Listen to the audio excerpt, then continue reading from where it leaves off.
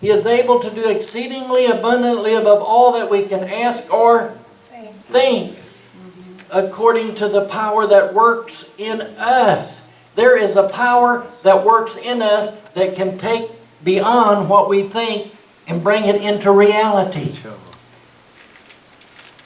You say, well, I just don't know if I believe that. Did you know what God's testimony of the early people was in the Tower of Babel? You remember when everybody gathered around? They were of one accord, one language. They spoke the language of Adam. Whatever that was, I'm still thinking on that. Adam had a language. It was a pure language, and they spoke it. I don't know if anybody speaks that language. I think that's a lost language. You know, it must be the language of the Spirit today. That's another thought. But God said of the people that were building the Tower of Babel and building that city, because they said, hey, before we're scattered out here, we better build us a city and make a name for ourselves. Build us this tower that goes into heaven. And it was a huge, and they were building it, in the process of building it, and God says, let us go down and see what they're doing. And so it said, let us. The Godhead said, let us go down and see what they're doing. And he said, why?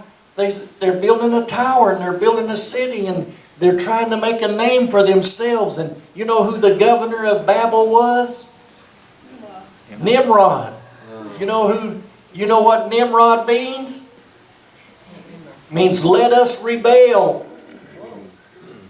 Wow. The mayor let us rebel, had the people rallied together to make a name for themselves. Called it, and it was on the plain of Shinar. And they didn't call it Babel. God called it Babel. Because Babel means mixing up. God came down and said, this is what He said. He said, if we don't do something, there isn't anything that these people cannot imagine that they won't be able to do. That was God's testimony of His creation. He said, if they can imagine it, they can do it. If they can think it, they can do it. And He says, in their state of rebellion, I better do something about this, or this is going to get worse than it was before the flood. You think it was wicked before the flood?